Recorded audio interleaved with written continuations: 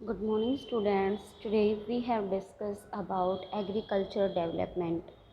Agriculture development का मतलब होता है कृषि का विकास. Agriculture development refers to efforts made to increase farm production in order to meet the growing demand of increasing population. कृषि के विकास का मतलब होता है कि जो डे बाय डे पॉपुलेशन बढ़ती है उसको भरपूर भोजन मिले, इसके लिए क्या होता है कि हमें जो अपना प्रोडक्शन है उसको बढ़ा देना एग्रीकल्चर डेवलपमेंट कहलाता है. This can be achieved in many ways such as increasing the crop area, the number of crops grown, improving irrigation facility, use of fertiliser and high yielding variety of seeds. अब जो production हमें बढ़ाना है वो किस तरीके से बढ़ाना है, इसके लिए ज़रूरी है कि हम जो भी एरिया जिस भी एरिया में हम खेती करते हैं उसको हम बढ़ाएंगे. ठीक है ना. The number of crops grown, improving irrigation facility, सिंचाई की जो सुविधाएं हैं उनको उनको इम्प्रूव करना होगा. जो फर्टिलाइज़र और अच्छी क्वालिटी के बीज का हमें यूज़ करना होगा. और जो मैकेनिज़्म है यानी कि मशीनों का ज़्यादा से ज़्यादा यूज़ होना चाहिए जिससे जो एग्रीकल्चर है उसको डेवलप किया जा सके. The ultimate aim of agriculture development is to increase food security.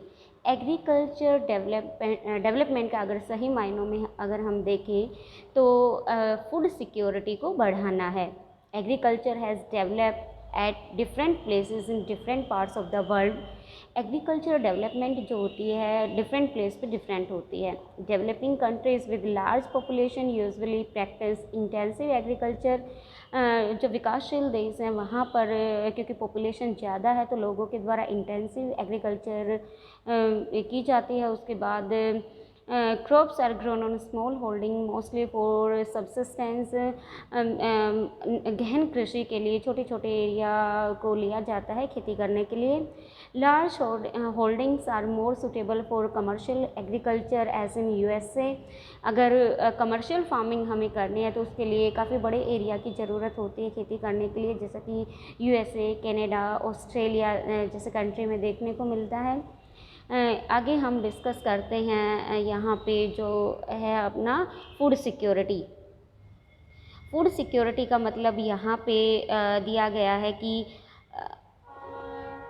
Food security exist when all people at all times have access to sufficient, safe and nutritious food to meet their dietary needs and food preference for an active and healthy life.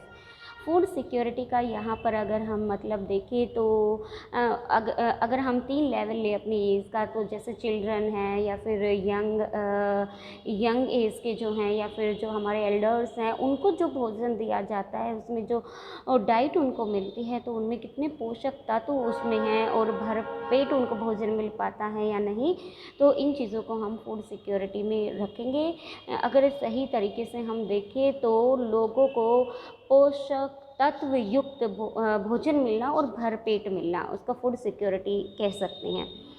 आगे हम discuss करेंगे farm in India. यहाँ पे comparison दे रखा है USA और Indian जो farm है यानी कि जो खेत हैं इंडिया के और जो USA के हैं उनके बीच यहाँ पे डिफरेंस बता रखा है कि वो कैसे होता है. अब हम डिस्कस करते हैं farm in India. There is a small village. ये छोड़ो, आप वैसे ही देख लो कि जो इंडियन एग्रीकल्चर है वहाँ पे जो लोगों के पास जो खेत होते हैं यहाँ पे दे रखा है कि ये होते हैं 1.5 हेक्टेयर्स. उसके बाद यहाँ पे उन्होंने बताया कि जब भी किसान इंडिया में खेती करता है तो या तो वो अपने फ्रेंड से डिस्कस करता है कि किस तरह की फसलें वो अपने खेतों में उगाए, जो भी उसके एल्डर्स या फ्रेंड है उनसे, और कई बार जो गवर्नमेंट है उसकी भी हेल्प उसको मिलती है. इसके बाद जब किसान खेती करता है तो वो खेत को जोतने के लिए जो ट्रैक्टर है उसको किराए पर लेता है. लेकिन अभी भी अगर बात इंडिया की करें तो अभी भी बहुत सारे ऐसे लोग हैं जो हल और बैलों से खेती करते हैं जिसमें टाइम भी ज़्यादा लगता है और पैदावार भी उतनी नहीं हो पाती. दूसरा, there is tubewell in the nearby field which he takes on rent to irrigation his field. अब यहाँ पे बताया गया है कि जो उसके मतलब बगल में जो खेत है वहाँ ट्यूबवेल लगा हुआ है और वहाँ से वो पानी जो अपने खेतों में सिंचाई करने के लिए लेता है वो किराए पर ही लेता है, मतलब पैसे देकर वो अपने खेतों में सिंचाई करता है। उसके बाद यहाँ पर देखें आगे इन्होंने डिस्कस किया हुआ है कि Munnalal also has 2 buffaloes and few hens. He sells milk in the cooperative store located in the nearby town. अब यहाँ पे बताया गया है कि जो भैंस वगैरह रखते हैं तो वो अपना जो दूध वगैरह है वो कोऑपरेटिव जो स्टोर है वहाँ पे बेच देते हैं जो पास में ही है।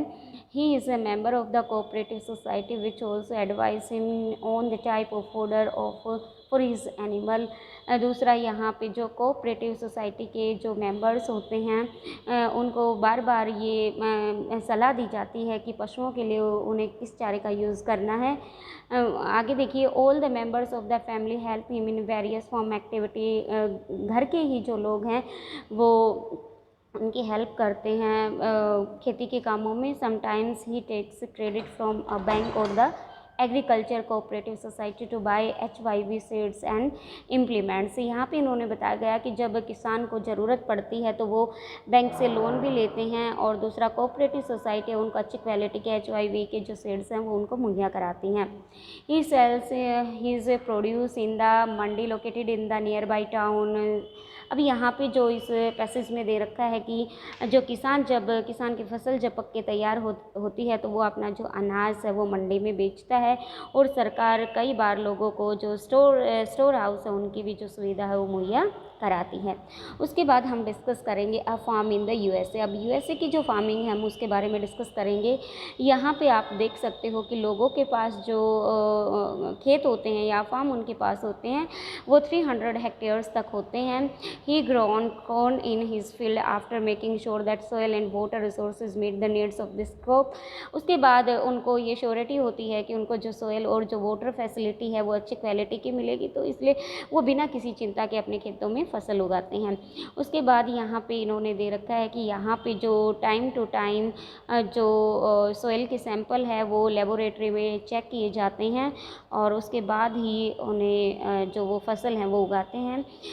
और दूसरी जो यहाँ पे एक चीज़ दे रखी है कि उनका जो कंप्यूटर होता है वो सैटेलाइट से लिंक होता है और जो इमेजेस होती हैं वो उन्हें मिलती रहती है कि किस तरह की जो फसल है वो खेतों में उगाई गई है। और जो गवर्नमेंट है वहाँ तक उन तक भी जो फार्मिंग है जो एग्रीकल्चर उनकी इन्फॉर्मेशन उनको मिलती रहती है और टाइम टू टाइम जो किसान है उनको भी खेती के लिए बार बार उनको सलाह दी जाती है। यहाँ पे आप देखेंगे कि this help him to use chemical fertiliser and pesticide whenever they are required. He use tractor, seed drill, leveller और कंबाइन हार्वेस्टिंग और thresher to perform various agriculture operations. यहाँ पे इन्होंने बताया है कि जब किसान को ज़रूरत होती है तो अच्छी क्वालिटी के जो फर्टिलाइज़र हैं और पेस्टिसाइड है उनका यूज़ किया जाता है। दूसरा, ज़्यादातर जो वर्क होता है, ज़्यादातर क्या सारा ही कह सकते हो आप, ट्रैक्टर्स का यूज़ करते हैं। दूसरा, सीड ड्रिल जो होते हैं उनका यूज़ उनके द्वारा किया जाता है और कंबाइन और जो थ्रेसर हैं उनका भी यूज़ किसान के द्वारा किया जाता है। तो इस तरीके से हम कह सकते हैं कि जो USA का किसान है वो एक बिजनेसमैन की तरह काम करता है, ना कि एक किसान की तरह।